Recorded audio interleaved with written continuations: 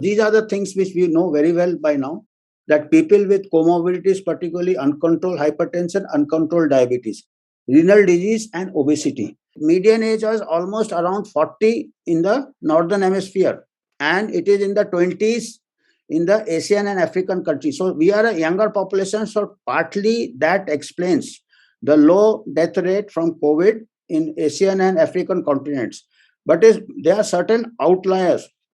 If you see Brazil in the northern hemisphere, if you see Brazil, it has got a obesity is almost touching 60, overweight percentage, that is almost 57. Other around 60% is the obesity in the northern hemisphere, whereas it is around 20% in the Asian and African countries. So this is Indian data. Up to 5 years, about 3.3% of all cases were below 5 years, and up to 11 to 20 years for 8.4%. So if you just remember this figure. Similarly, how lethal is the virus? This I have already mentioned. This is the year. Up to 19 years, the survival is 99.9973. And right up to 69 years, it is 99.41. Children are not dying of COVID. Children are dying of typhoid. Children are dying of dengue. So better to use the money for children are dying of diarrhea. Safe water is not available. So it's not a good public health policy.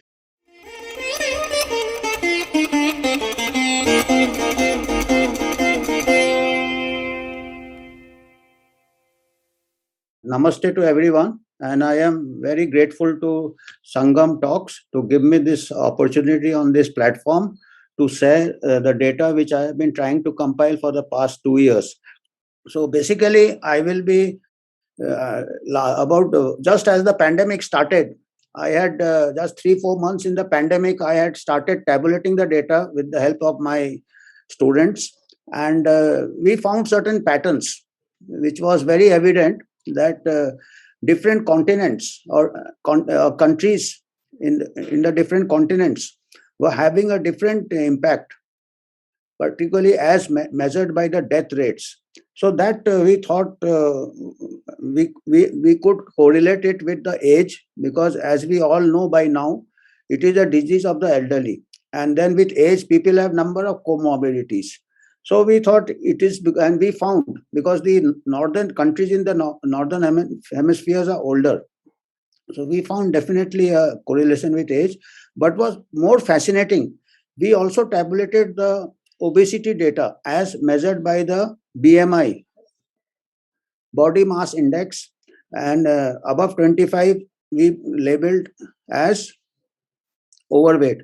So we found that more than the age, the correlation with the overweight status was more strong. So anyway, after that, we kept on tabulating intermittently, and after almost 2 years into the pandemic, we again tabulated and tried to compare, because over the period of 1.5 years, we have got a lot of intervention. We have had lockdowns, we have had restrictions, we have had maskings. Now, of course, the latest is, as everybody was looking forward to the vaccines, that it will be a panacea and it will stop the pandemic. So we have got vaccines now also.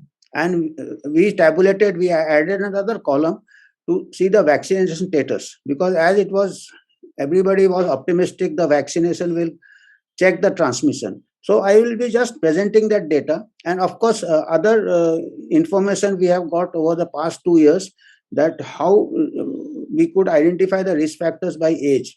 So this is the theme of my talk, and based on the data, we will then have a discussion afterwards. So as basically, what does the epidemiology does? Epidemiologists, they just see how a disease behaves in the large population.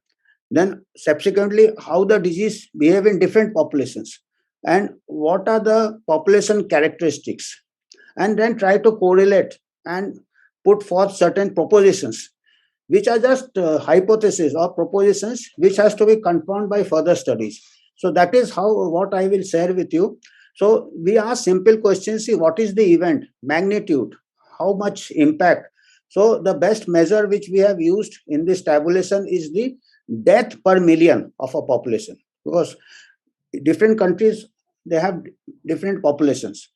India is a very large country, 140 crores. UK is 6 crores only, or 7 crores.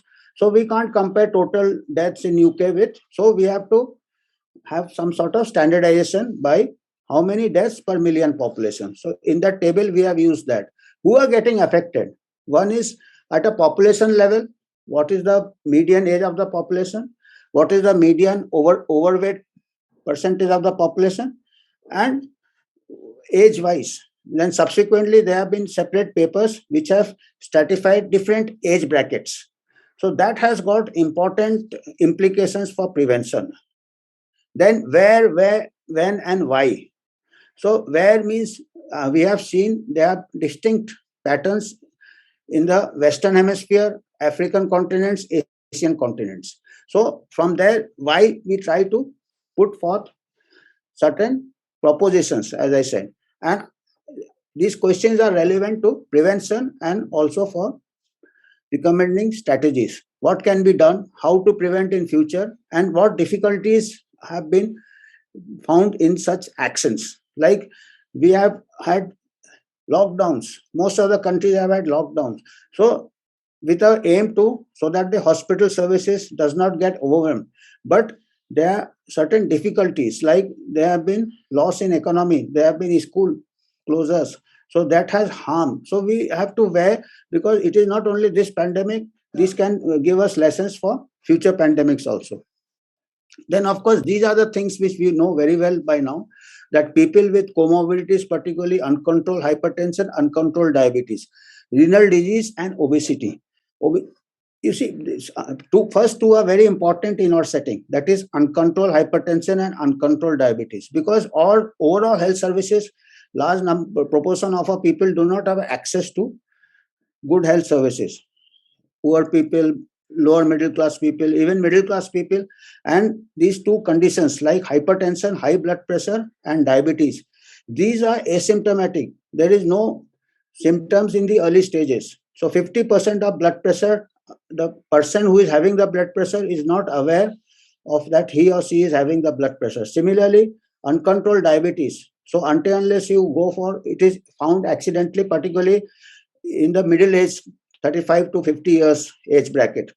And unfortunately, we have got a handicap in Indian and Asian population, ethnic, due to ethnic, genetic, certain predisposition. We get diabetes, we get hypertension, we get heart disease 1 or 2 decades earlier than a Caucasian, than the Caucasians, because of such central obesity and genetic factors.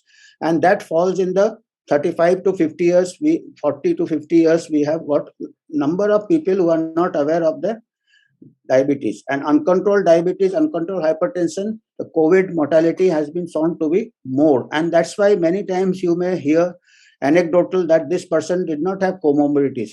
Actually, these comorbidities many times go undetected, and that's how these figures can be misleading now. So therefore, when we are thinking of a pandemic or a communicable disease control, we have to think of non-communicable disease control also. Because if we have good control of hypertension, good control of diabetes, subsequent pandemics also, they should not become vulnerable.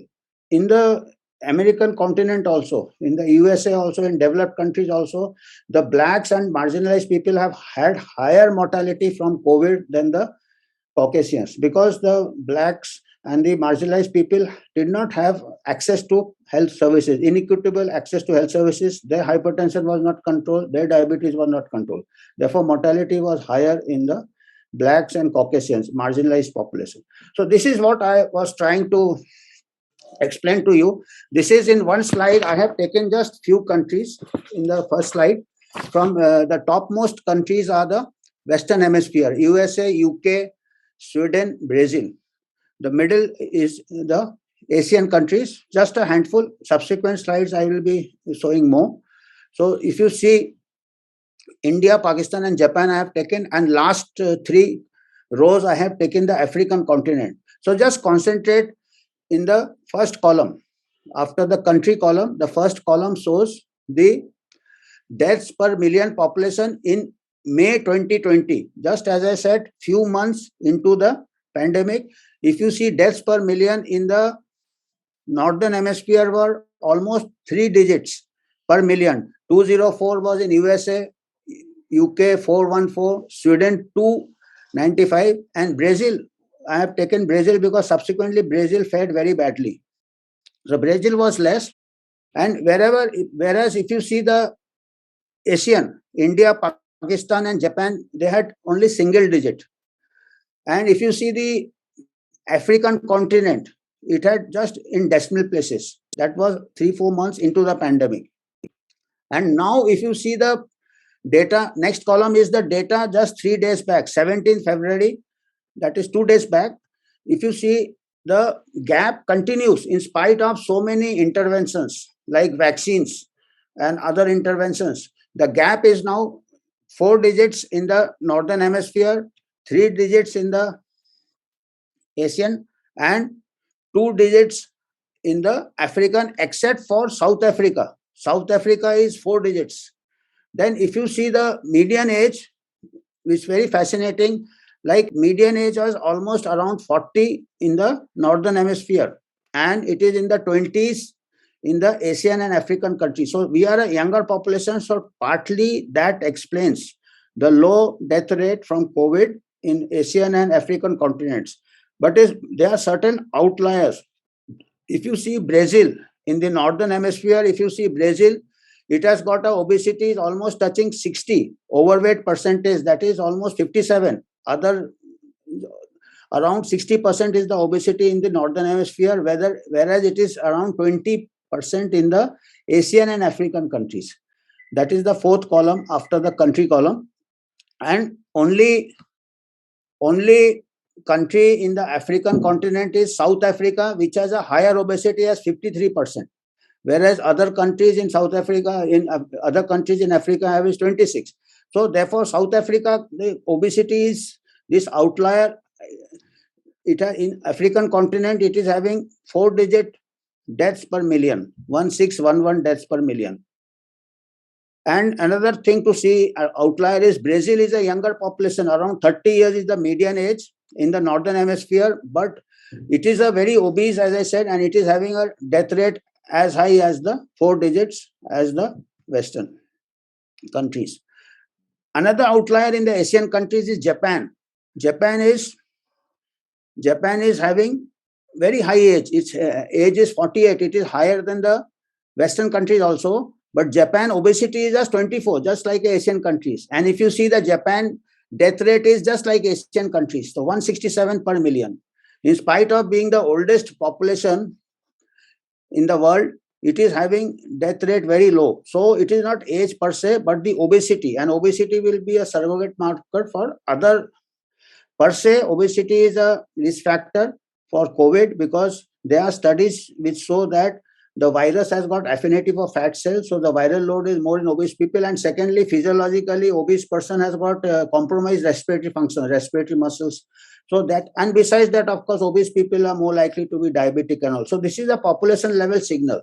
And if you see the vaccination status, the last column, if you see the vaccination status is not correlating with the fall in as we expected, because the northern hemisphere is the most vaccinated and the African continent is the least vaccinated. And we are not having, in spite of being least vaccinated, they are having the least impact. So this is again the vaccine as we expected, that vaccine will bring down the, it is not. And one of the best, it is not in this slide, but you can see the data. One of the best example is the Israel. Israel is the most vaccinated country. They are going 4 dose, but their rates are, yesterday they had 15,000 new cases. India had 22,000, and Israel's population is less than 1 crore. We are 140 crore. Between 140 crore, we have 22,000 cases with vaccination is about 57% coverage, and they had almost 100% vaccination coverage. They are with less than 1 crore. They had 15,000 cases and 63 deaths, and we had 300 deaths. In 140, 300 deaths and less than 1 crore. 60, you multiply 60 by 140, you can imagine, had this been a country as big as India, they would be having 6,000-7,000 deaths with this death rate, what they are having now per million, if their country has been as big as India. So this vaccination as a panacea, we have to, it's one of the tool. It cannot be totally relied.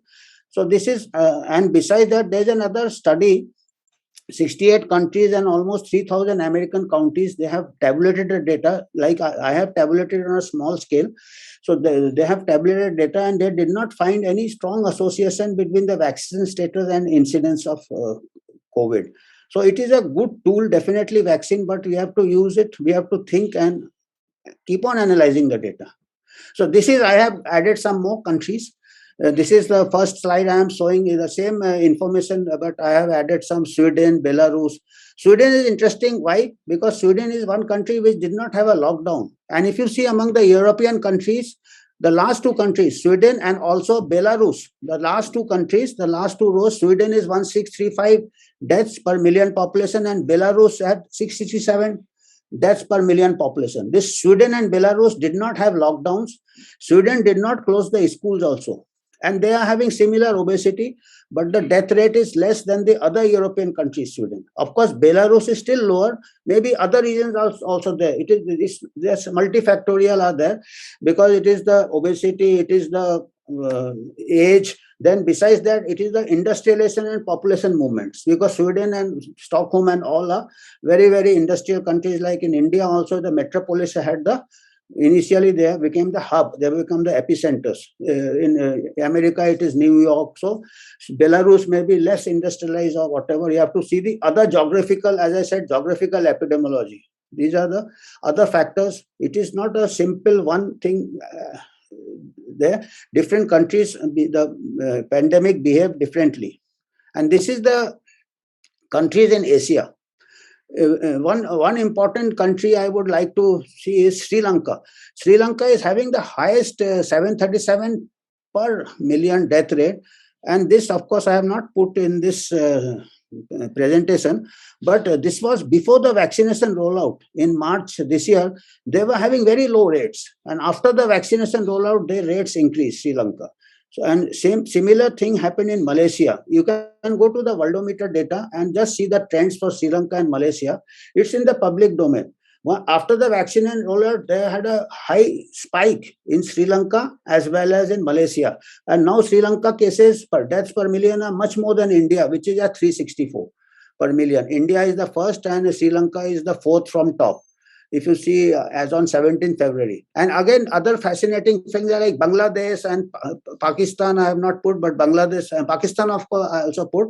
After India, I have put Pakistan, 131 per million population. And their vaccination coverage is much less than India. Similarly, Bangladesh vaccination coverage is also much less than India. Bangladesh vaccination coverage is, I think, just 37%. Pakistan is 43%. And you can say type of population may be same. In fact, they will be more crowded, Pakistan and Bangladesh. So Pakistan, Bangladesh, the impact is almost 50% than India. Whereas vaccination coverage, India is 56%, Bangladesh is 37%. So almost half. And still the rates are up. So it is again quite, it's a quite a sobering thing. It requires real analysis and seeing what's happening. And these are the countries in the African continent. And as I had said earlier, the highest rate is in the South Africa. And they have got the highest rate of obesity in Africa. South Africa. Egypt is also having a high obesity. If you see, Egypt is third from third row. Overweight percentage is 63. And if you see after South Africa, of course, there's a big gap between South Africa and Egypt. Egypt is 223, but definitely much higher than the African continent. So some aspect is being contributed by the overweight, but again, it is not as high as South Africa. And of course, vaccination coverage in South Africa is 27%, I think. And the other African countries are much less. So South Africa vaccination coverage is 30%. And they had Omicron started in South Africa, but it has settled with just 30% vaccination coverage, whereas the UK and other places are having almost 70% vaccination coverage, and still they are having the very high cases. Yesterday, USA had more than 1 lakh cases and more than 2,000 deaths. So, and USA has 2,000 deaths and almost more than 1 lakh cases, 2,000 deaths, and it is 1/4 of India. Multiplied by 4, multiplied 2,000 by 4. Had it been India, we would be having 8,000 deaths. as the pandemic is behaving in USA. Had it behaved in India, we would have been. But there are other factors which are cushioning the impact of the virus. So these are the take-home messages. Throughout the pandemic, the Western countries had 5 to 10 times higher mortality from COVID-19 compared to African countries, Asian and African countries, with few outliers. What are the outliers? We have seen Japan is an outlier and Brazil is an outlier and South Africa is the outlier in each continent. Age and more importantly, obesity as measured by BMI were strong predictors of this different irrespective of vaccination status. So what this data is trying to point out is vaccination does prevent, say, severe disease or hospitalization at an individual level, but at a country level, at a population level, other factors like your country-wise obesity, your country-wise age you can't change, but obesity, lifestyle, diet, you can definitely change. You can have better services for diabetes control and hypertension and other comorbidities. So those are perhaps more important than just vaccination. Vaccination is just one of the tool, but it cannot be the only tool in your strategy because the country-wise data does not show that. Japan, Brazil, South Africa outliers in the continent in spite of high age, lower obesity, as I have said. In Japan, opposite was the case in Brazil. Obesity per se reduces lung function and is also a surrogate marker of other comorbidities. All these are related to lifestyle factors like physical activity, diet, tobacco, alcohol, stress, and studies so can cause excess deaths. So, in fact, there are studies which show that if you just control obesity, or obesity can explain 70% of the excess deaths from COVID. 60 to 70% of obesity, and the second factor which was found on a large scale data mining was the anxiety levels of population and obesity levels. So if these two things together can account for 70% of deaths from COVID. And you see vaccine efficacy say 90%, now they say after 3 months it is 50%, after another 3 months the vaccine efficacy is 30%. So if your obesity at a population level is controlled, you get a better protection than vaccine, which does not diminish with time. Vaccine, it diminishes with time. You can't afford, a large country like India particularly, can you afford every 3 months a booster? Such a large population. And when you are not getting the bang for your buck, when your other countries which have had much larger population vaccination coverage are having higher impact of deaths, even developed countries. Why? Because they are obese. Why? Because they are age of course you can't change, but obesity was a bigger marker. See, Japan is the best example, that in spite of the highest age, they are having much more low mortality. Now, a little word on the epidemiology in children. Throughout the pandemic, even in the first 6 months, it was evident that the mortality and morbidity in children is very low, and which has sustained throughout the pandemic. So this is Indian data. Up to 5 years, about 3.3% of all cases were below 5 years, and up to 11 to 20 years were 8.4%. So if you just remember this figure, this about 3.4%, 3.36% in below 10 years and 11 to 28. So totally about 12% of all admissions in hospitals were up till now, up till October 2021 were pediatric admissions. 80% were adults admission, and say or 90%, almost 90%, 88% were adult admissions, and almost only 12% were children who got admitted. And the same type of pattern is from other countries. I have got data from Canada, Ontario, one of the state of Canada, where again the children comprise 12% of admissions. And comparison with before Delta and after Omicron. So this is, of course, I will explain better in the next slide. So only 0.07% of pediatric age group required ventilation compared to 0.43 in the adult population. And comparing the Delta and Omicron, below 5 years, the emergency department visit were 21%, and hospitalization was 2.65%. And now almost the Delta has been replaced by Omicron, which is much, much milder. And the emergency department visit is from 21%, it has come down to 3.89%, and hospitalization is just 0.96%. And they have found in our country also and in other countries also, most of the hospitalization are due to other causes.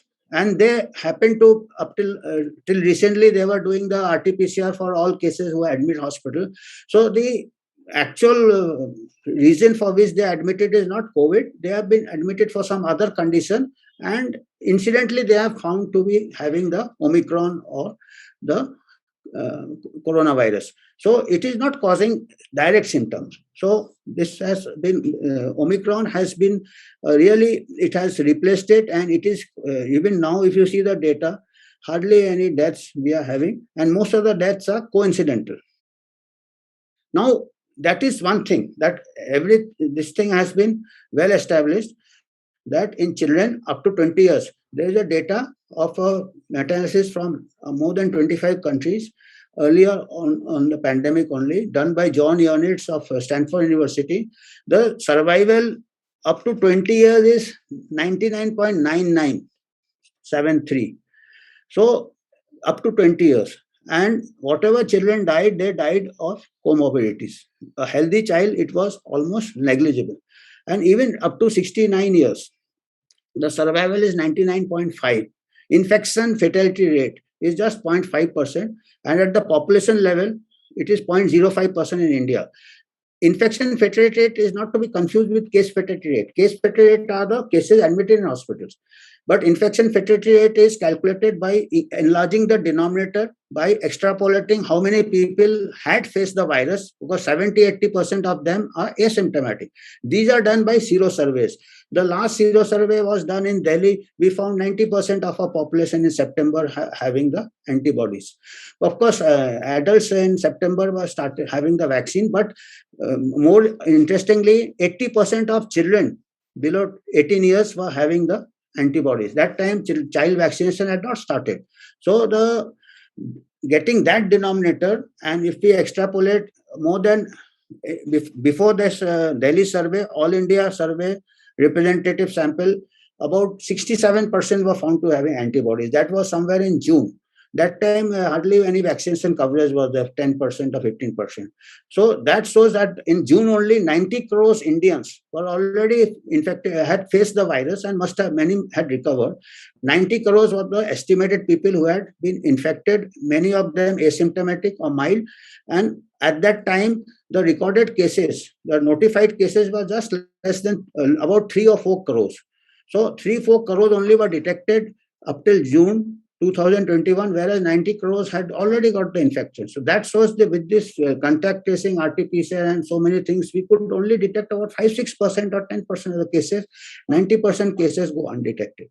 And infection fatality means that anyway, if the virus is running in the community, how many people will, what percentage of people will succumb? So since we are a younger population, our infection fatality rate 0.05.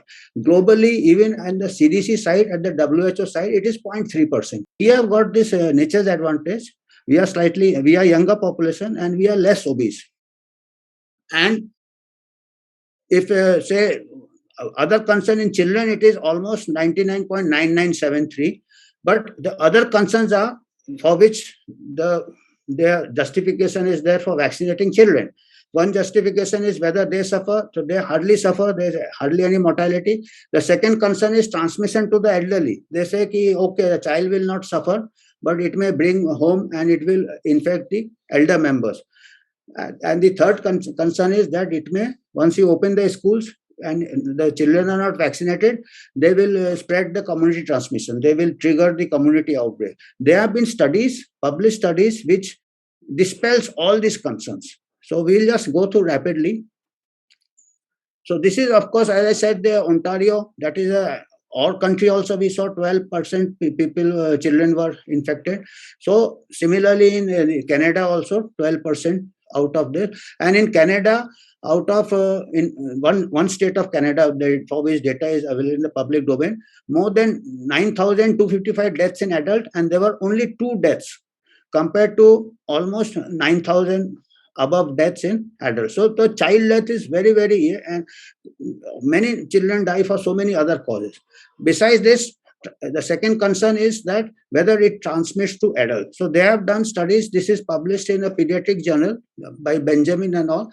So they have done 92% of times the child got the infection from the adults. They have done the contact tracing and they saw only 8% times the child transmit to the adults. So more than 92% times the child gets the infection from the adult. So the child does not transmit. Neither they found any instance of community transmission from children precipitating community level outbreaks. So outliers should not dictate public health policy. For public health policy, you see the big picture. For all practical purposes, the children are not super spreaders. Neither they can precipitate community outbreaks. Similarly, how lethal is the virus? This I have already mentioned. This is the year. Up to 19 years, the survival is 99.9973. And right up to 69 years, it is 99.41. Every day, particularly in our country, we are facing much higher risk. We will see, I have put one table in that. And up to 70 plus, it is 97%. 70 plus with comorbidities, 94%. So if the frail old person, 75, nursing home, he is bedridden, his chance or her chance of dying of COVID is 5%, 6%. But there are again studies done by the same Dr. John Ioannidis of Stanford University. At the start of the pandemic, he had published papers saying that those who are bedridden and frail and very old, even a common cold virus kills 8% of times. The mortality from any coronavirus is 8%. So this coronavirus also is behaving more or less in a similar fashion. So this is just one point to keep in mind when making public health policy. So this I have again summarized the same thing. So this is the survival median infection. This is the fatality rate. That was the survival rate. So up to 19%, the fatality is very low, 0.0027. So it comes to 2 child in 1 million may succumb, and that 2 child, they have done studies in America, about 300, 400 deaths in children. All of them had some comorbidity like Down syndrome. Down syndrome is one of the risk factors in children. And obesity is again very common in American children.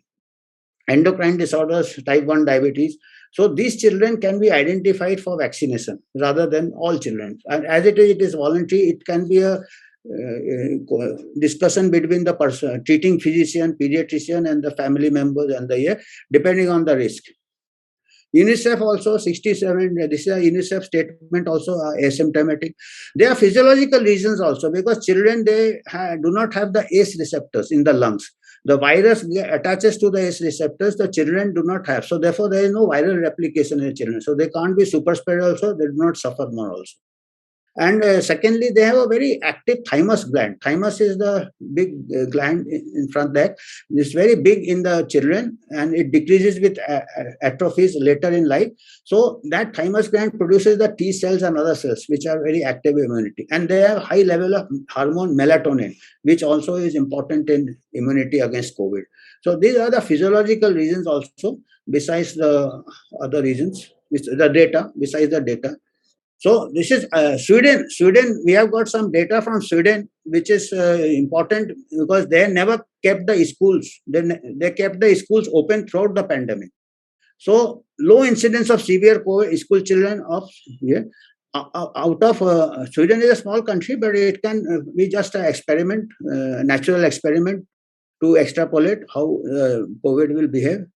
So they had only 15 cases who were admitted to ICU, and multi-inflammatory systemic disease or multi-inflammatory disease related to COVID, that is Kawasaki syndrome as the fear. There were just 15 had, and all survived.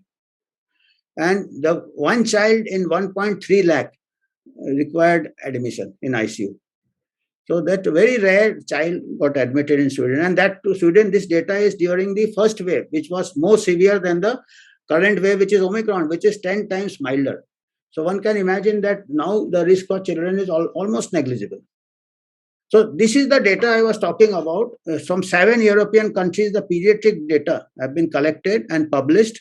So they have done that out of 42,846 deaths in children from 7 countries during that 6 month period of the first wave, only 44 deaths were due to COVID. And 44 deaths out of 42,846 pediatric cases admitted, which was only 44 died, and the case fatality rate is 0.1% in children. And as I said, case fatality rate are those detected. So 0.1%.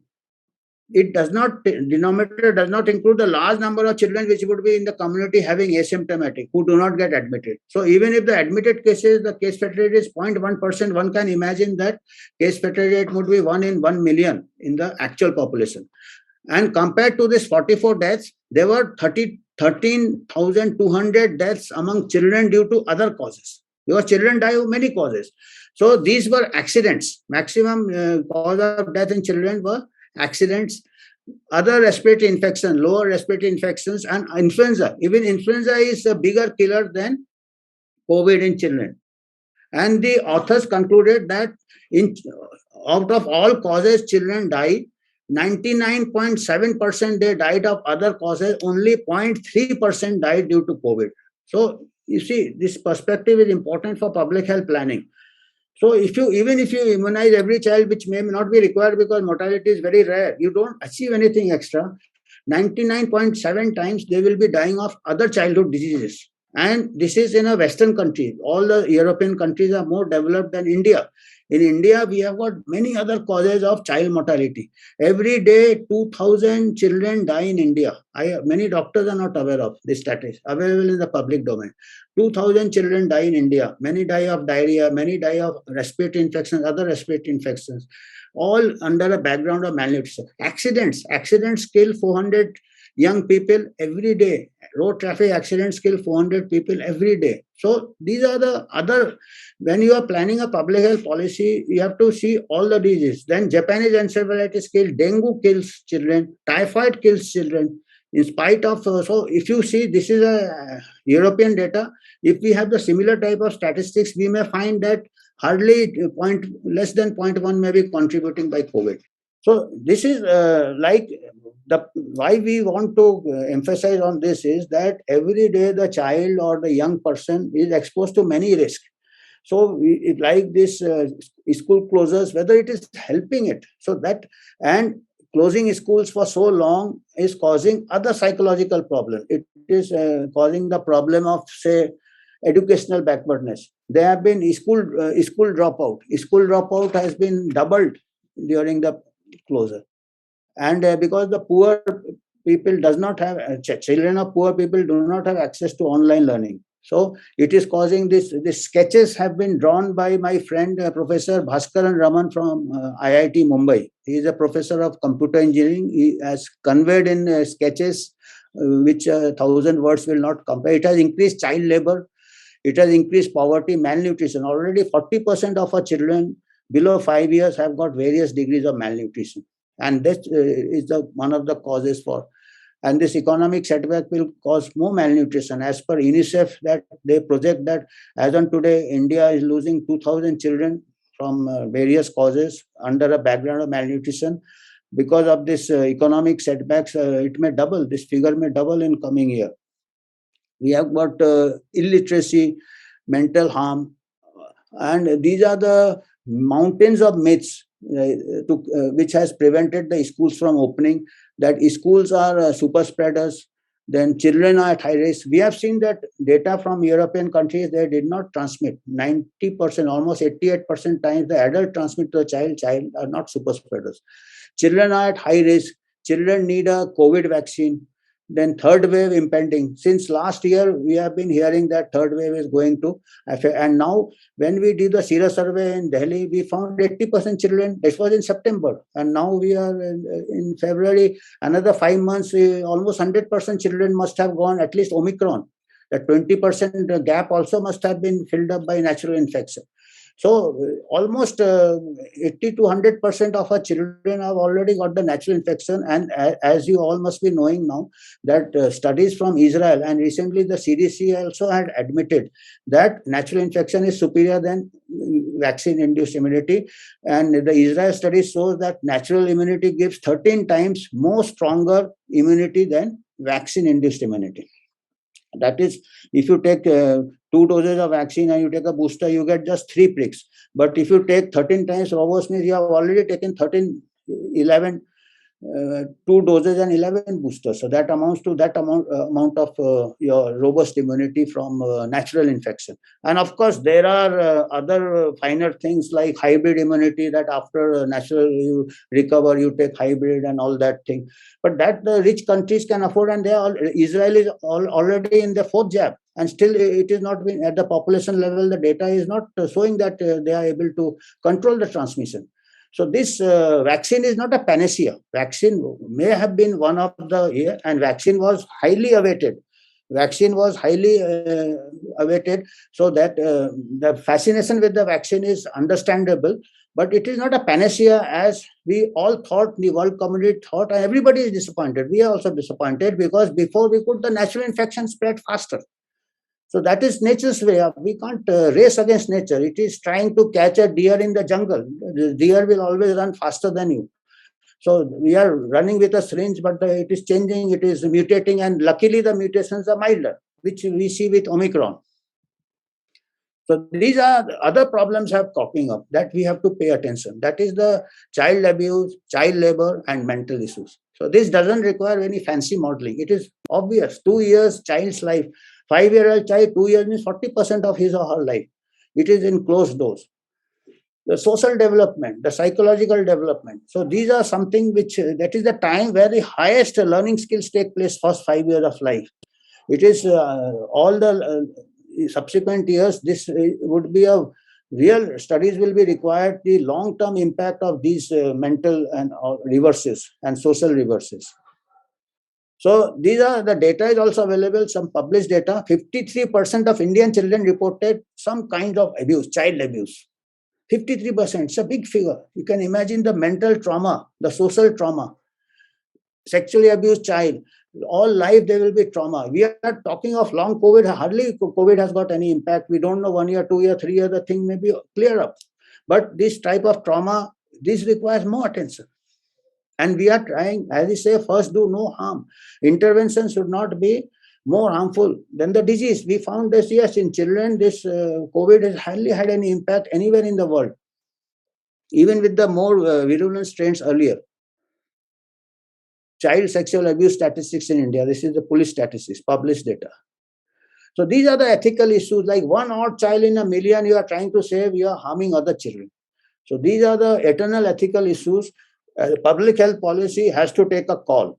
And what you are trying to achieve with a vaccine, they have considered it does not prevent transmission now. It prevents hospitalization, it prevents death. Omicron doesn't cause hospitalization, doesn't cause death. So how will you know vaccine is working? You will never know. In children, it never caused hospitalization, it never caused death. To that extent, to say that COVID is responsible. It may be with some child who is having comorbidities, it would be again difficult to tease out whether his death or his admission has been due to his primary comorbidity or due to COVID. So these are all very loose ends. So other issue is, of course, mask. That again a debatable issue. There is no study that shows that mask.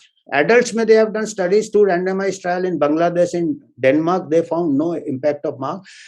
Surgical mask reduces 11% in Bangladesh. Cloth mask does not reduce.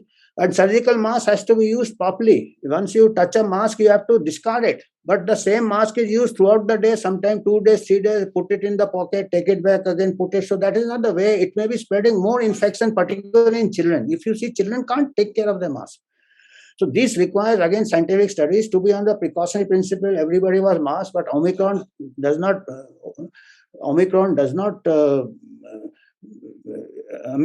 the transmission of Omicron is not checked by mask. It is so transmissible. And are we giving rise to other infections? We don't know. Then most important in children are the development of language, development of emotions.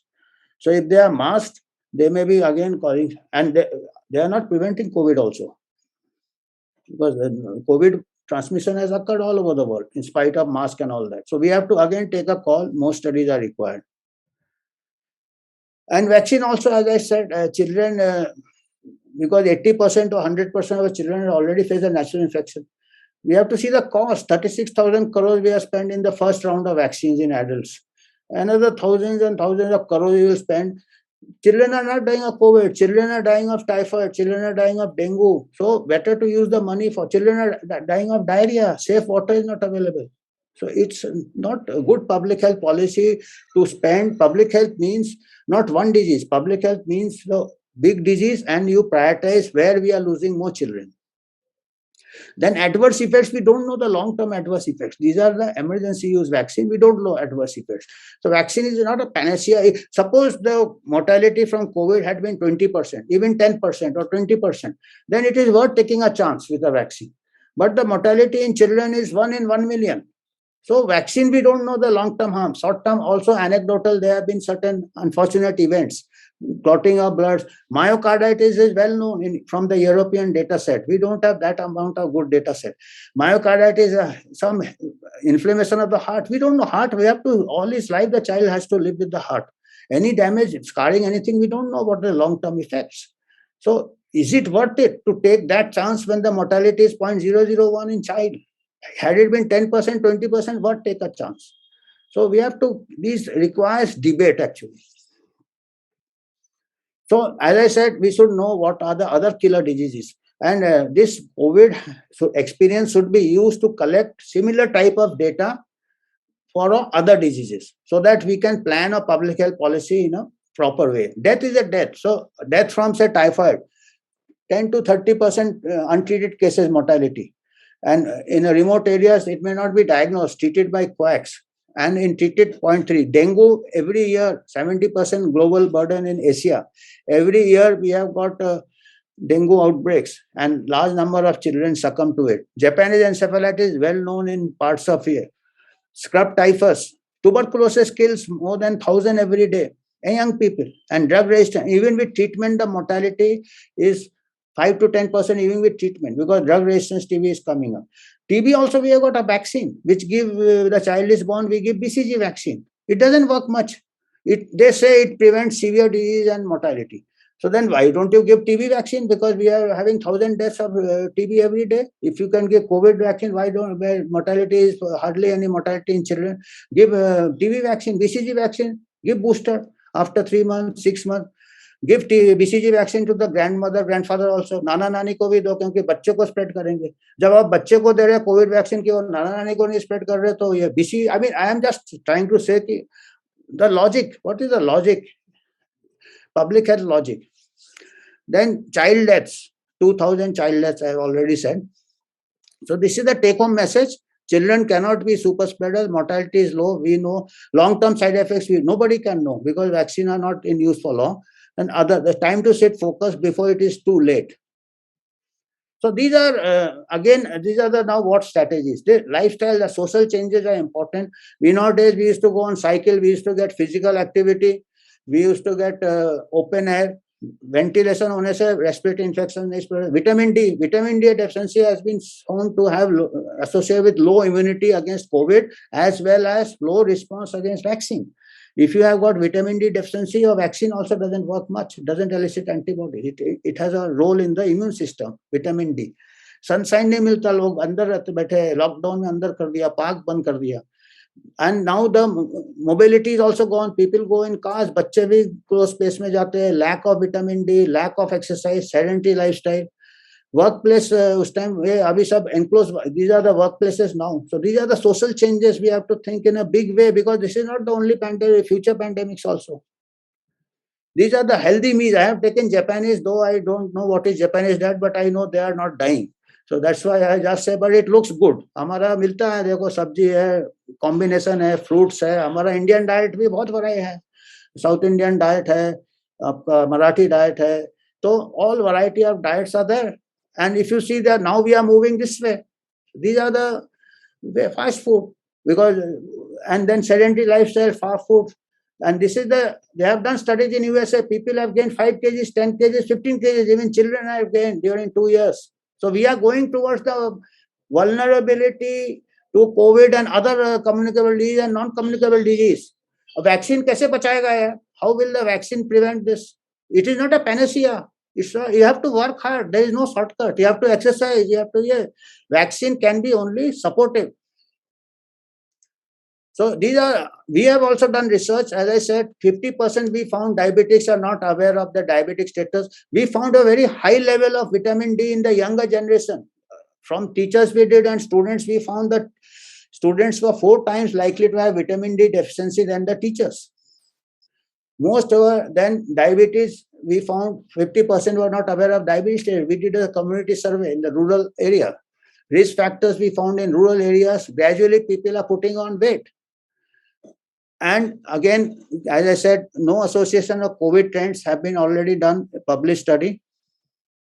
So these are strategies. As such, primary prevention is before the disease occurs. That is, now we used to read what is primordial prevention. Primordial means the lifestyle and social factors which are in other population which are unhealthy. Like American population, they eat very high rich food or whatever, pizza, vagera, hamburger, and we eat variety of food, Japanese. So that McDonald's chains and here chains are coming to our countries also. So we should educate the people to prevent adopting those lifestyles which can put on weight. That is called primordial prevention. Just prevent forget about disease prevention. Try to prevent the lifestyle. Like sedentary habit, try running. We should have pavements. We should have cycling tracks which are not there. All there. So that is primordial prevention. Then health promotion is again primary prevention. Control of obesity, control of vitamin D deficiency, and healthy diet, stress, and good amount of sleep. Sleep increases the melatonin, which is immunity. Freedom from anxiety and weight. Then specific are the vaccines. How much role vaccines we have seen that it does not prevent transmission. Data from 68 countries and almost 3,000 American, not very encouraging. May have some importance on hospitalization and deaths, but duration questionable. So honeymoon period of vaccine is over. Like we have honeymoon period of young people, they think the loved one is sufficient, necessary. You should have your love of your life should be next to you.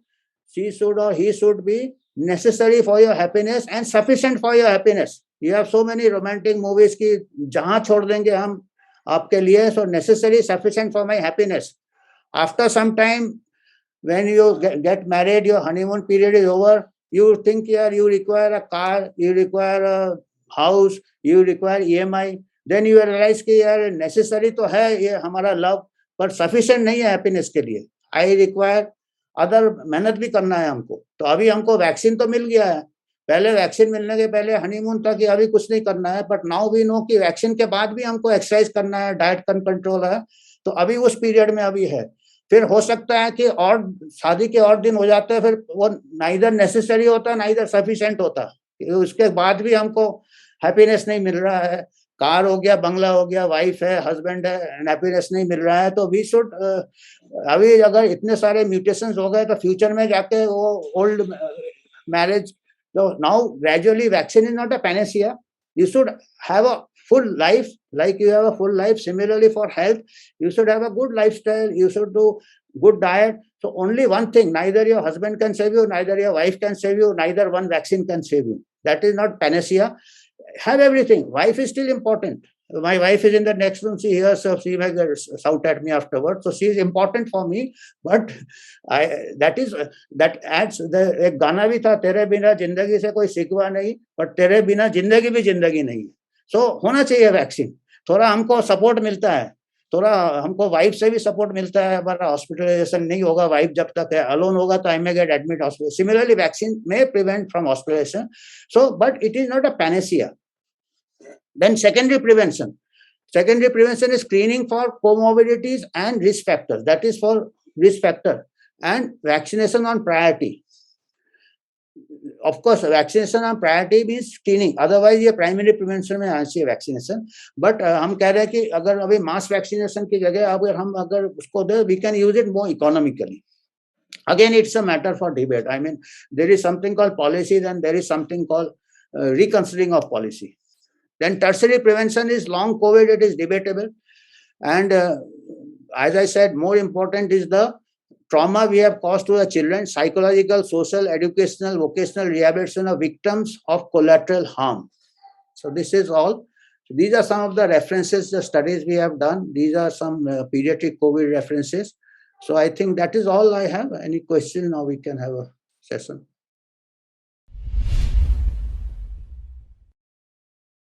Thank you. Namaste, sir. Thank you very much for this talk. It's been very enlightening and shocking, very sad.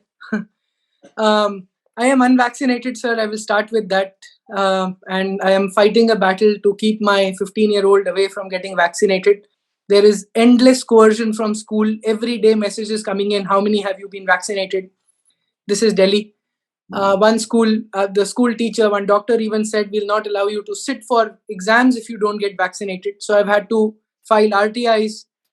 What is the Supreme Court stand and High Court stand against, this sort of coercion by the school. This is illegal, I believe, sir. Do you have a comment on this first? Yes, we'll start with the legality of this. Definitely, this is illegal. And last week only the Mumbai High Court has given a judgment. And the Mumbai also, Maharashtra also had this rule in the Maharashtra State Board that students will not sit in exam if they do not have a vaccination certificate. But the advocate Nilesh Oja and have won the case in Mumbai High Court. Now the ruling has come and that order has been reverted. And now they say that it is a voluntary only. So I think one High Court judgment should apply all India. If you want, I can send you the judgment, the circular. Yes, thank you. So, sir, just going back to your, the start of your talk, some conclusions or possibly some directional ideas that I am at least drawing is Sweden, no lockdowns and still lower death. Sri Lanka, Pakistan, Bangladesh, low vaccinations and lower deaths than even, say, India, which has high vaccination. Same with Africa. And while you're saying overweight and obesity is leading to high deaths, could we actually conclude that vaccinations are, I don't know, I mean, you're a doctor and I know you have to say some right things also. I don't have to say anything at my stage in life. I can leave any job which I am holding. I don't need a job also, so I can. So the vaccinations and lockdowns seem to be causing more harm. Yes. It more don't spread of the virus. It has caused much more harm. Crores of people have lost their jobs. And you see, Japan also did not have a lockdown. And you see, another interesting thing of Japan, I forgot to mention, Japan vaccination is very, very reasonable. They mention a whole information sheet they gave to each citizen who wants to get vaccinated, all the side effects, all the possible, everything. And they say that vaccination is voluntary. They inform all the citizens that vaccination is not compulsory and these are the side effects. And there will be no discrimination. If you guys just go to the website of Japan, there will be no discrimination if you don't take a vaccine. And if you see the last column, I forgot to mention, Japan has got a higher vaccination rate in spite of no coercion. So you see, the trust is gone. You see, if you are trying to use indirect methods, people lose trust in the. That's correct, sir. And you remind me of Dr. J. Bhattacharya, who's signed has been the primary movers of Great Barrington Declaration. For the audience here who will be listening to this video, there's a beautiful video called 19 Months of COVID, What Happened, an interview by Hoover's Institution of Dr. J. Bhattacharya. All the viewers, please do watch it. He actually says that public health authorities around the world have to apologize to citizens of the world globally for how badly this has been handled and so on and so forth. Sorry, sir, for that deviation. Coming back. Wonderful. Jay Bhattacharya, I am also following him closely. And his friend, Martin Kulldorff, he had already also mentioned that in this pandemic, now I think I can open up with my strokes also. So this Martin Kulldorff mentions that in this pandemic, the public health principles have been thrown out of the window and the common man pushed under the wheels of the bus. And he says the public health and science has gone back 400 years in time. We have reached the, again the medieval period. The way you see natural immunity, they took so much 2 years to at least grudgingly admit there is something called natural immunity or after recovery, and which in a poor country like India can we afford? And why duplication? 80% of our children, or say 100% of population has been exposed. Why we spend money? We are losing lives from other communicable diseases. We don't Yes. have health services. We will be saving more lives if we just divert that, and then we don't know the side effects, long-term side effects. Exactly, sir. And Imagine it is another very important thing which can be challenged technically. Why this? You are saying this is an experimental experiment. You have a control group. If you give mass vaccination, where is the control group? Yeah. How do you know whether vaccine is working or it is the natural Omicron which has done the job? correct. There is these days a phrase, and everybody in America uses that, oh, my symptoms were mild because I'm double boosted and single boosted.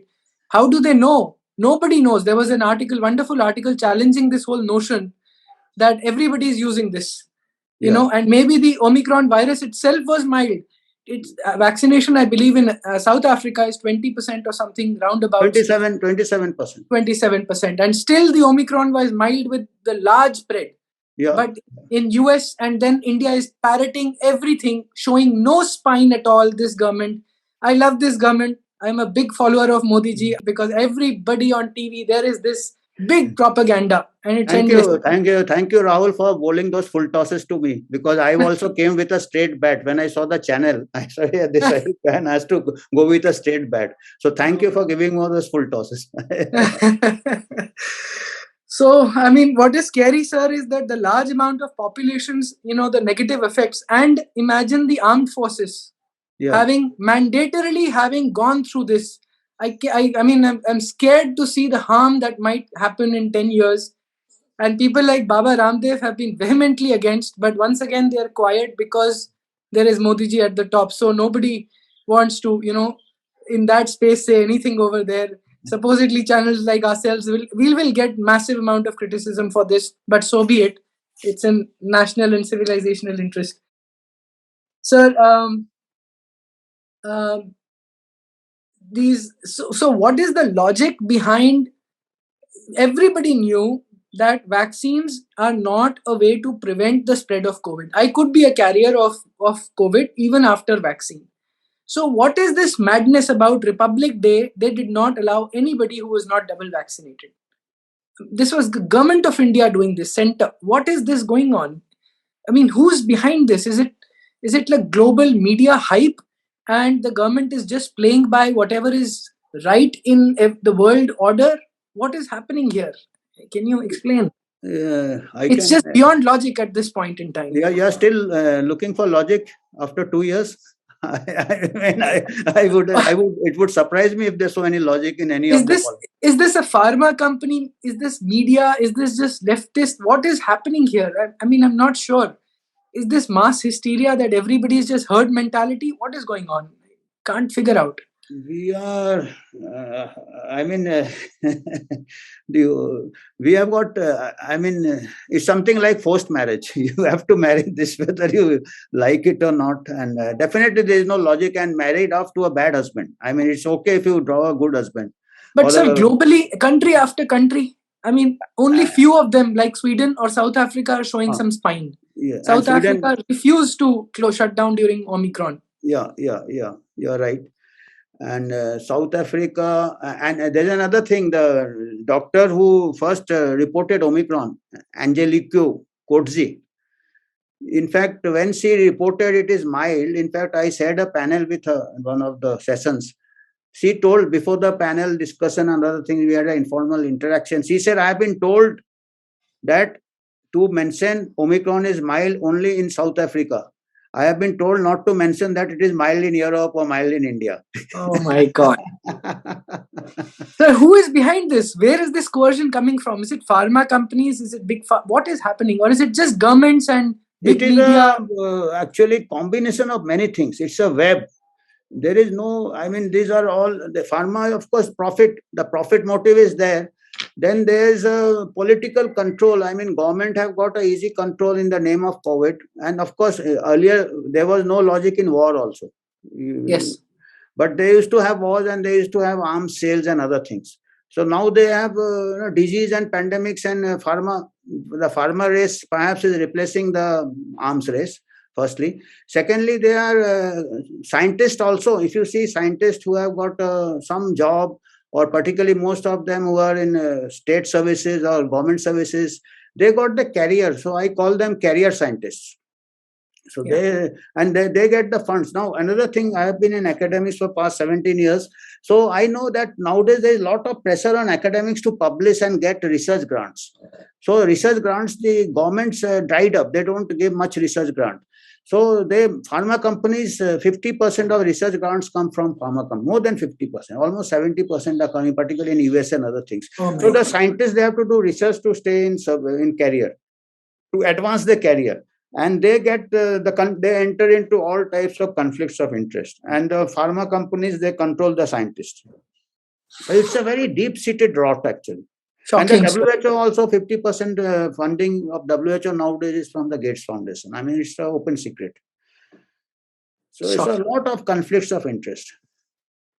And there is no ethical standards that are followed, like in conflict of interest in other practices. You're supposed to acknowledge and define openly.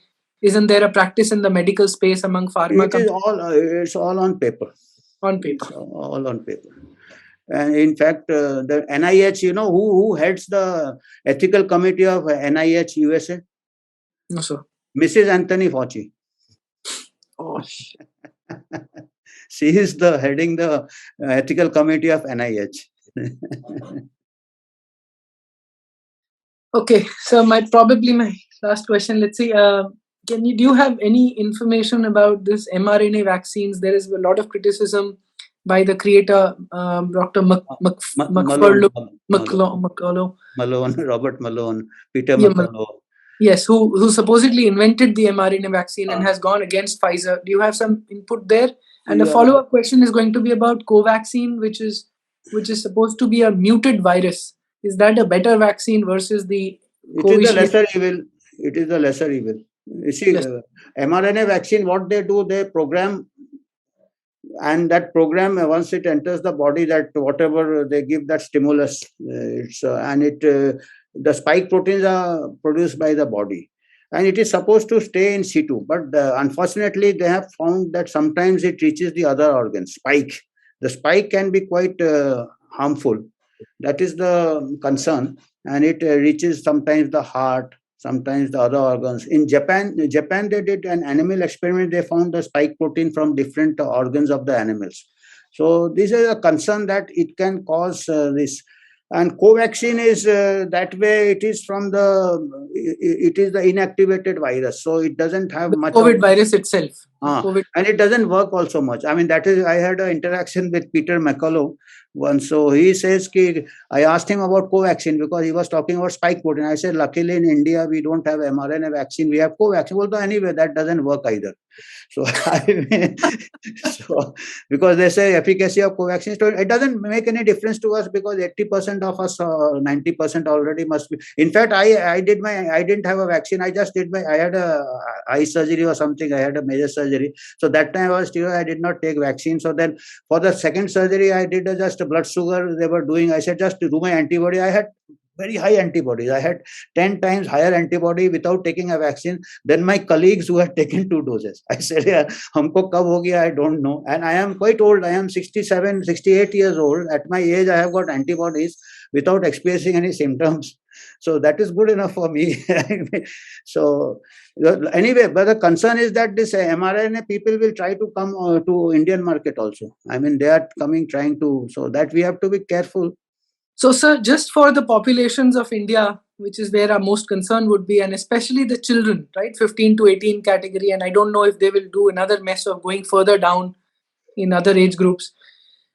You are absolutely, you are clearly saying that, and I've read reports to the same effect, that vaccine efficacy keeps going down and probably becomes negligible or very, very minimally effective as time passes by. So are they saying that they will keep boosting people every 3 months, keep taking a vaccine? What is this This is illogical. Or why are they vaccinating? This 100% vaccination Modi ji is standing in parliament and talking about. I don't understand what what is.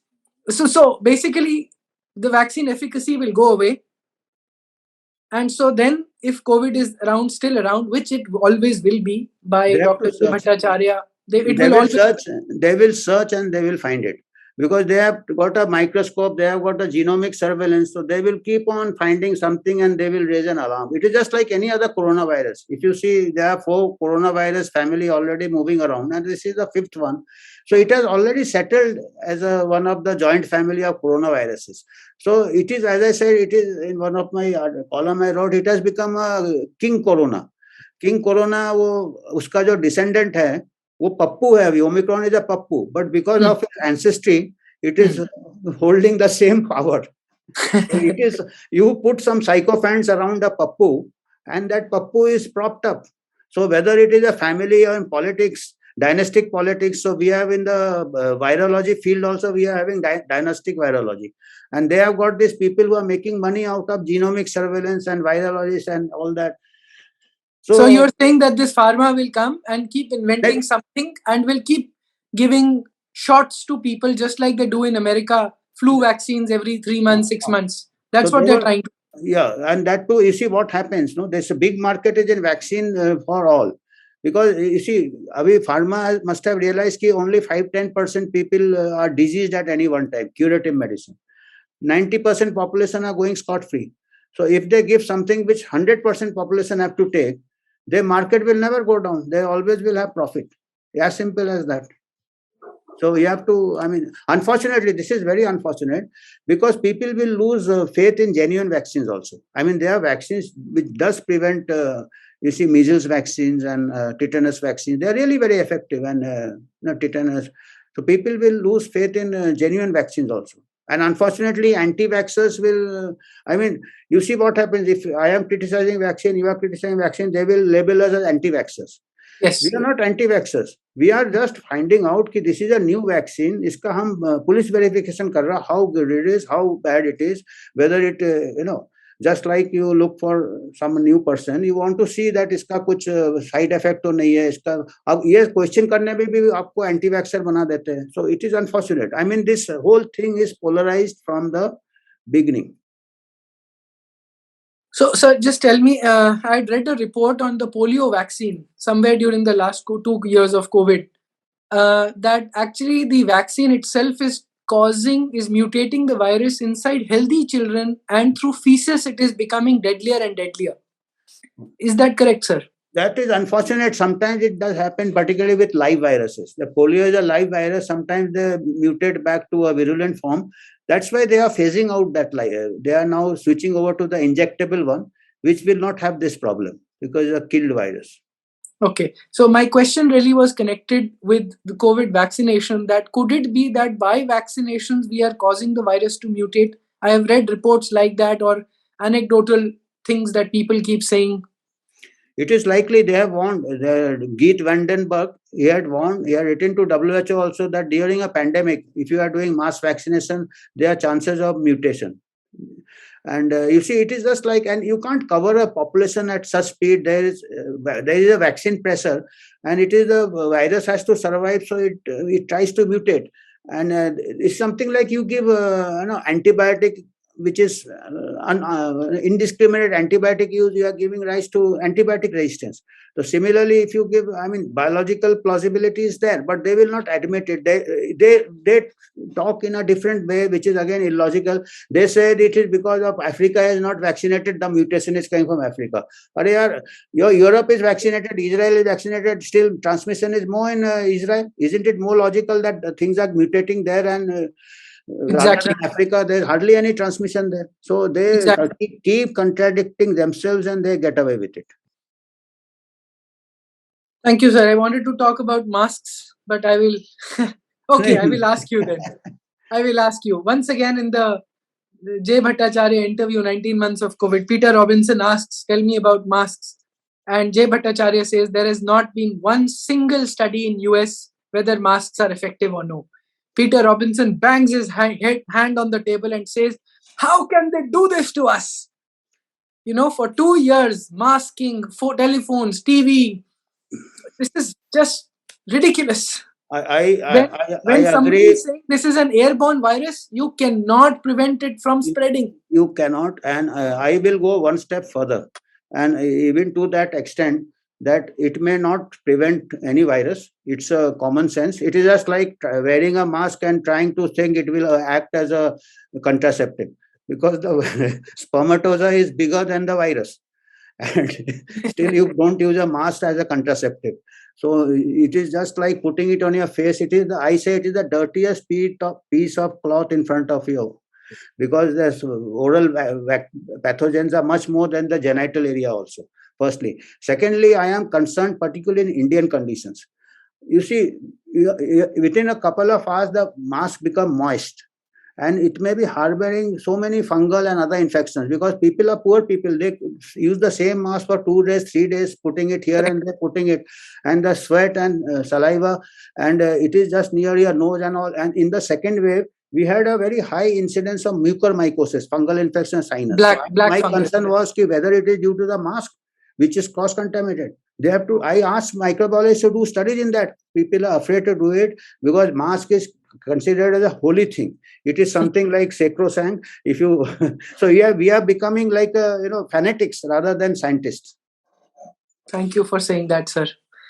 Sir, maybe a last question. I mean, not a question, but really a point to you that are you doing any of this research? Are there more doctors, like dissenting doctors around the world? You are all called Jay Bhattacharya, and all of them are called dissenting doctors.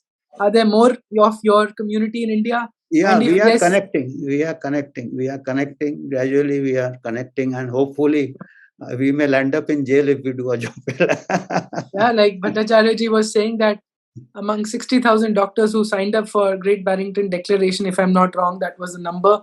He says many people are losing jobs. I have also signed, and but of course, at my age, I don't need a job. Okay, sir. The last point was that what do you need for your funding for doing such data and gathering and research around this? I mean, that will be great service to the nation if such. Even now, if this can go further, right? Such research reports can come out, and there can be some accountability driven from the government. What do you need? We are trying to get like-minded people. We are trying to. You must be aware, since you are so much aware about Jay Bhattacharya. You must be aware of Brownstone Institute. They have formed a group of people with Sunetra Gupta, Jay Bhattacharya, yes, Martin Kulldorff, and many signatories of the Barrington Declaration. I have also signed it, and we are trying to start something on the similar lines. We are. I am on number of channels, and they are senior journalists with me. They are advocates with me. So we are trying to start something of a sort of a think tank, rational think tank, but particularly to counter these illogical views, and rationally to put it up gradually. And we are working on that. And as you said about research studies, you see, unfortunately, most of the major journals, they have also under conflict of interest. Scientific journals also they are censoring. So anyway, we are trying to put up a website, and we are trying to reach out to many people. Sure, sir. I'd like to help there, whatever way. Thank you very much. Over to the other. Yeah, so my question basically is, on December 21st, 2021, the National Technical Advisory Group on Immunization actually advised the government against vaccinating the children. However, 3 days later, on December 25th, the government announced the vaccination for 15 to 18 age group. Yeah. Now, what happened in those 3 days? And my follow-up question, it's related to Covaxin. What I understand, the sample trial size was very small. Yeah. So what was the actual trial size? And as per my understanding, it was only on healthy children. So maybe you just want to add your points to that. Thank you. That is very important points. I am happy that you are keeping track of what is happening at the policy level, and I have put a column on this. Who advised the Prime Minister on child vaccination. You can just Google search and you will find my column in National Herald. And I have pointed out the same thing, that National Technical Advisory Committee says that children are safe. They do not require vaccination, and all the correct reasons, as we have discussed, they have given. 3 days later, the announcement is there as a gift to the children 15 to 18 years old. And the statement given by the chairperson of NTAJ, Dr. N.K. Arora, he says in the second wave, his statement is in Hindustan Times, he tweeted it, then next day he removed the tweet because somebody must have rapped him on the knuckles. He mentioned in that statement that in the second wave, 2/3 of mortality was in the children 12 to 18 years. That is his statement. As a chief, he's a pediatrician himself, and he's saying that 2/3 of the deaths were in children 12 to 18 years. I have, in that column, I have mentioned his name, and I mentioned that many times I have been telling this. So this is something which a mystery, and this is a, if we talk something, we are censored for misinformation, and if from the official channel such misinformation comes, it's really unfortunate. And what happened, I wouldn't know. I can something because it is all conflicts of interest, because Covaxin is 50% share belongs to the government, so they have to really roll out the vaccines. Probably there must be pressure, there must be commercial interest, there must be politics also, because sometimes they read it wrong. They must be thinking that people will be very happy that the children are protected now. So it may be that. And of course, your second question is whether the trials were adequate to assess the safety. Certainly not, because trials are, however large, even if they have done trials on 10,000 children, 10,000 children are not adequate to identify rare side effects.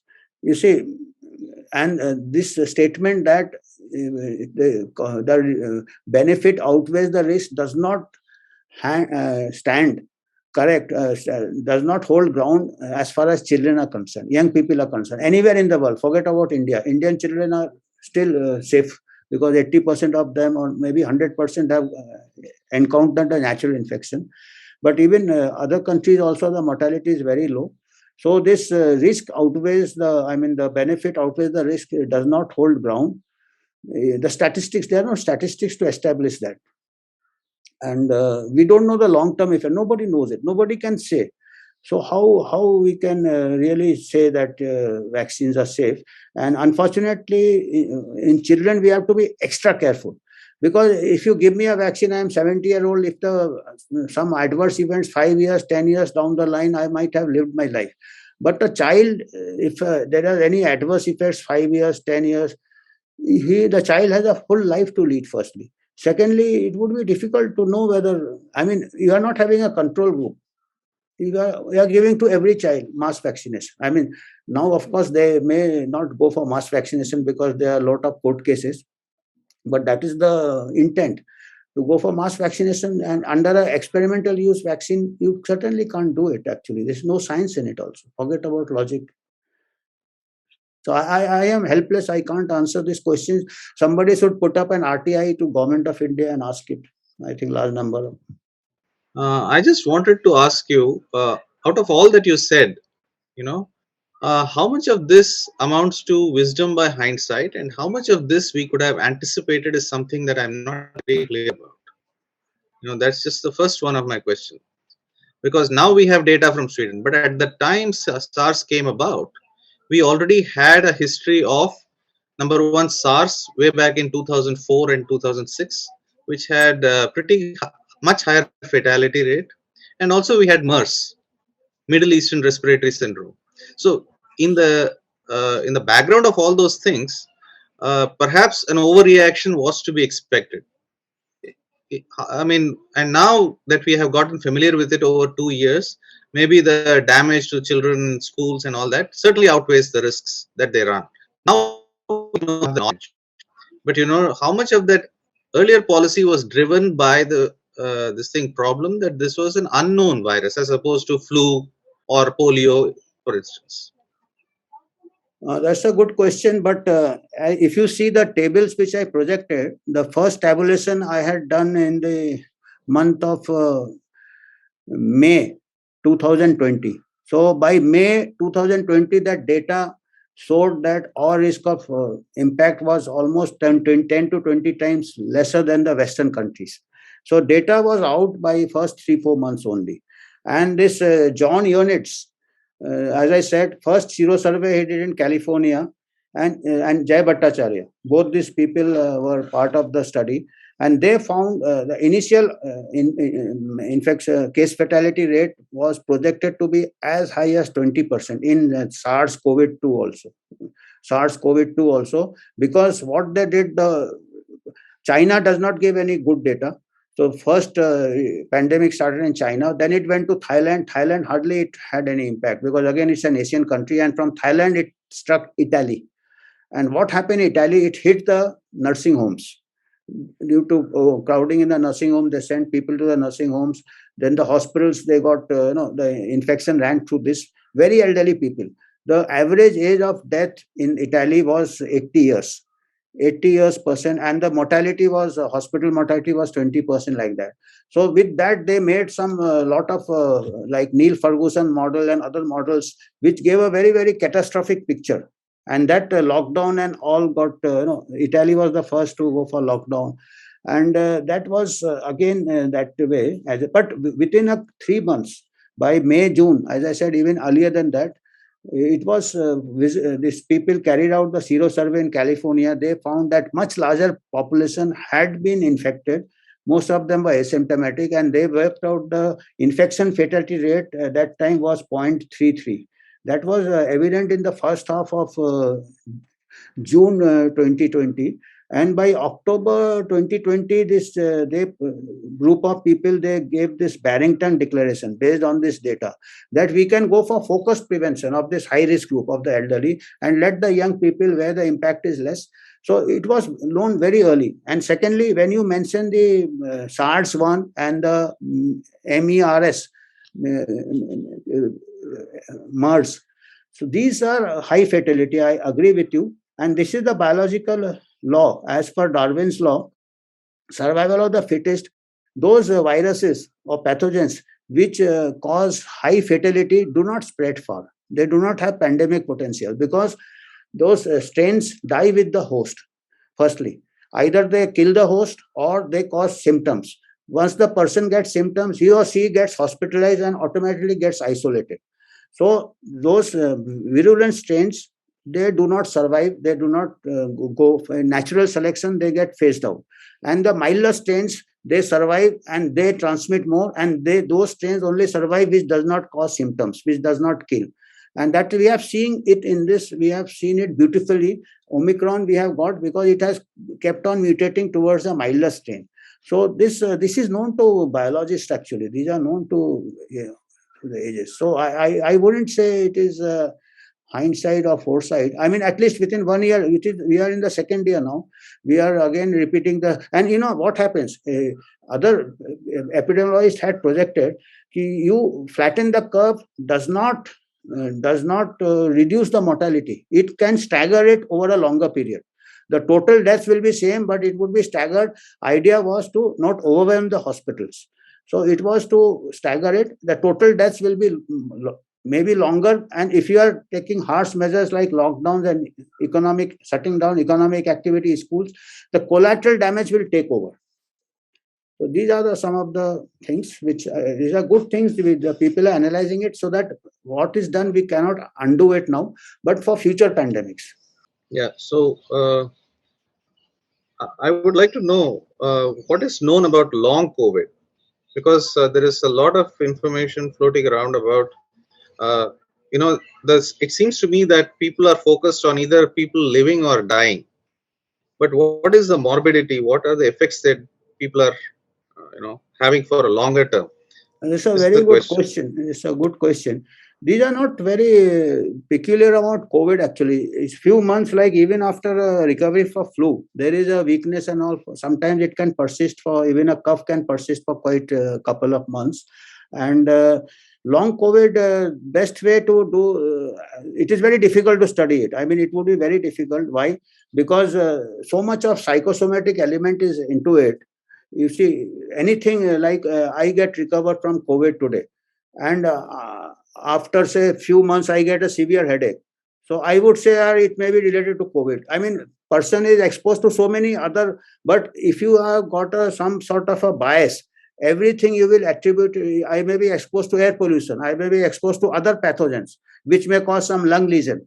Then everybody label ho gaya hai COVID hai, so it may be long. The best way to study it would be blinding the person must have got COVID but not knowing it. Like I know it now, but suppose you do some antibodies and all, you have got a list of people who have got the infection and that person doesn't know, and a equally matched person. I mean, it would be very difficult to do studies because हमारे यहाँ तो 100% have got to expose. So these are very difficult studies, and I don't think if a person recovers his or her lung function has recovered to 100%, everything is there. I don't see why to attribute it. It would be very difficult to tease out. No, you are exposed to the environment. There are so many insultants. I mean, there are so many insults to the. So it is nowadays they are saying there is no such thing as long COVID, but those pharma people will try to talk of long COVID because people will take vaccine here, they may be long COVID.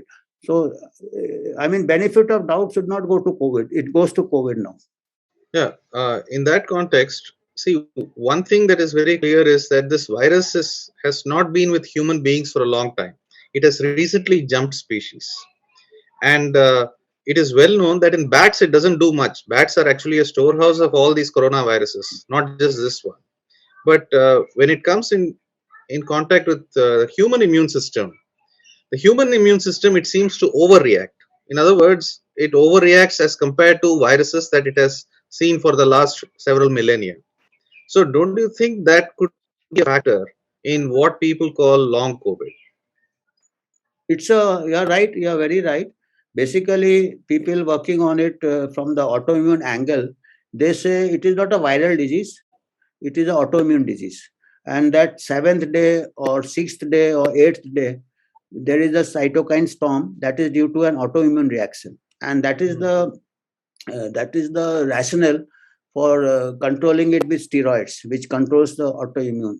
So it's an autoimmune disease, and that same concern is raised about the vaccine long-term effects also, because there are some reports that vaccine is also that foreign same antigen is modified, so it is also giving some autoimmune or aggravating autoimmune disorders. So there are a lot of gray areas both for COVID as well as for the vaccine, and of course it can.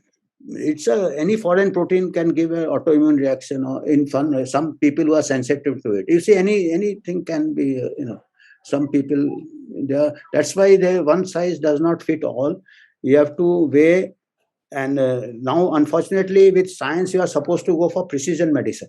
They say you can identify the genomic of a person and a pharmacokinetics of a person, and one drug will work in one person, give it that custom-made drug. So that is the precision medicine is going that way.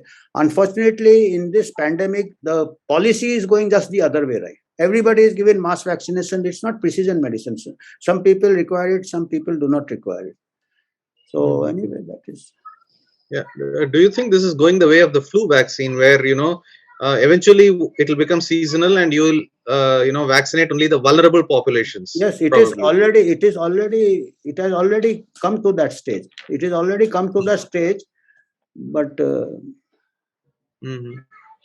okay. And regarding the statistics you showed for different countries, the developed countries, middle level countries, and underdeveloped countries, I mean, how much of the lower incidence, lower death rate, etc., is because of underreporting and less outreach of less reach in terms of diagnostic procedures in underdeveloped countries?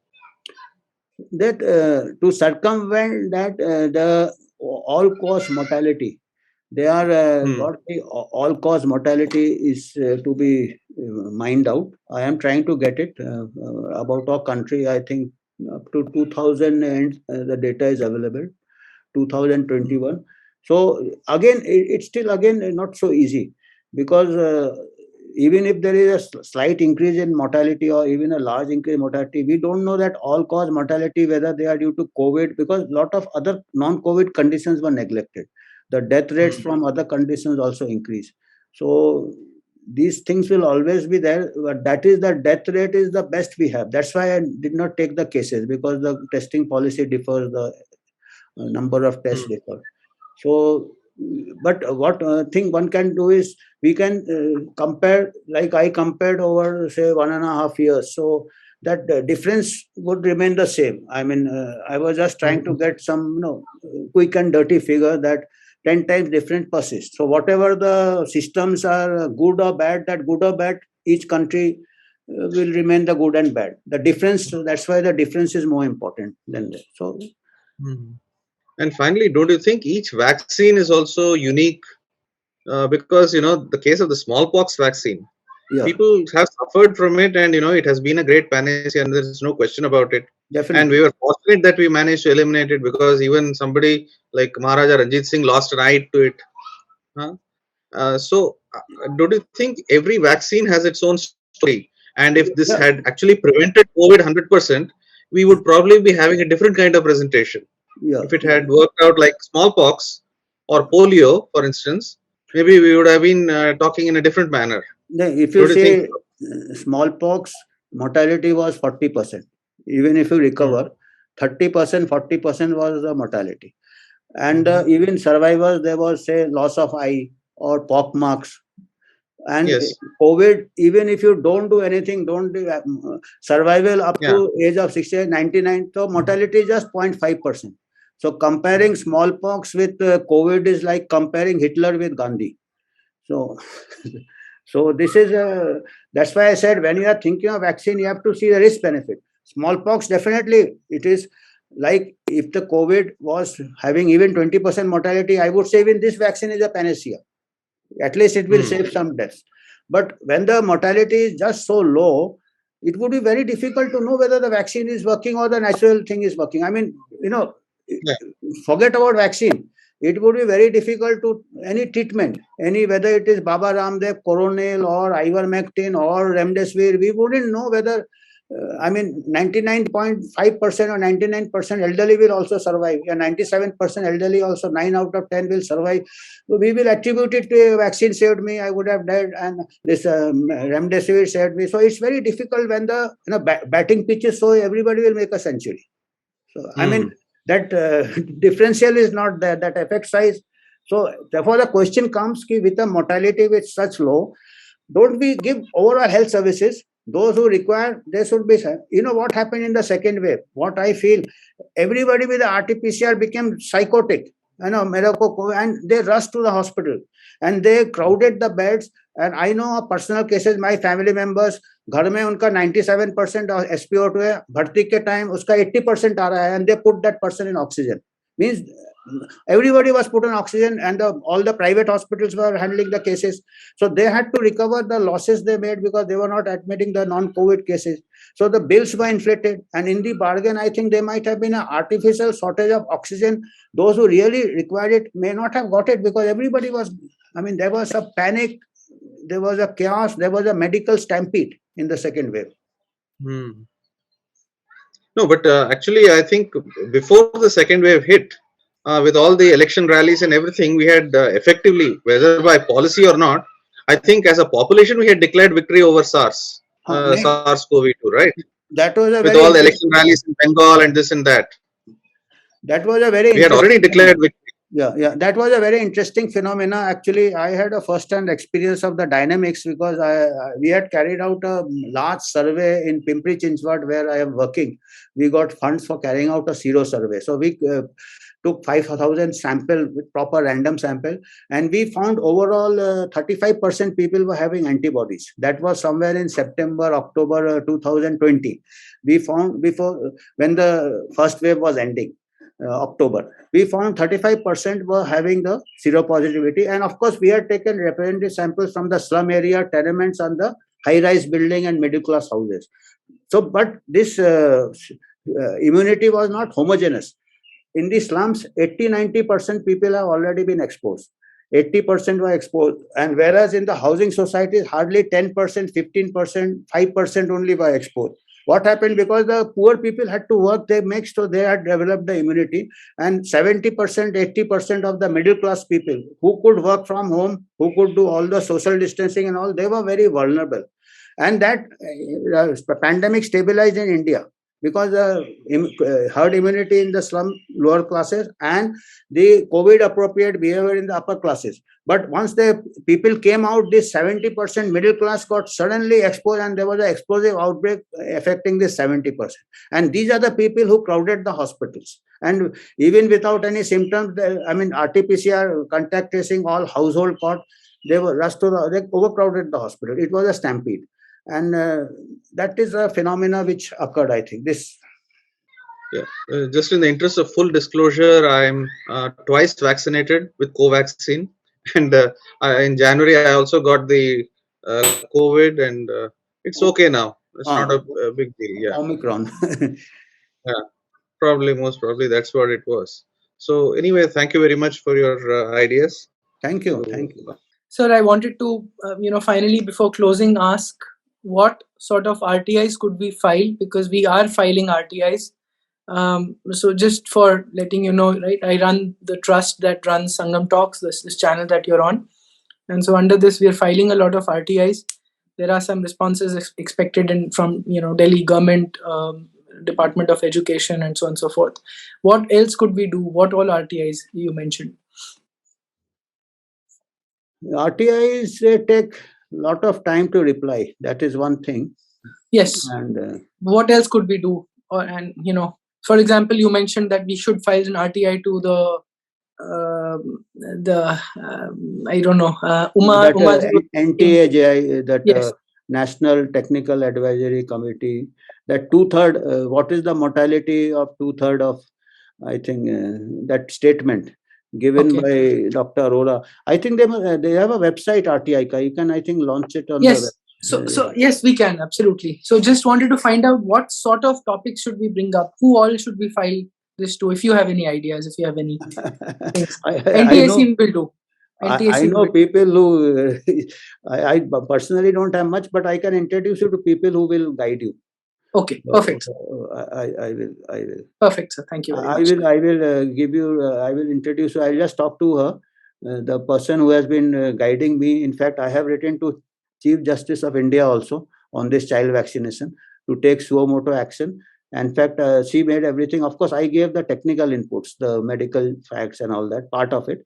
And she made me, yes, you sign this and send, and I signed and sent. So I have got my advisor. And of course, she also signed it. She is Aruna Rodriguez. She has been fighting a number of cases. So first I will talk to her and I will introduce her to you. So she will guide you what type of. Fine, sir. Thank you very much.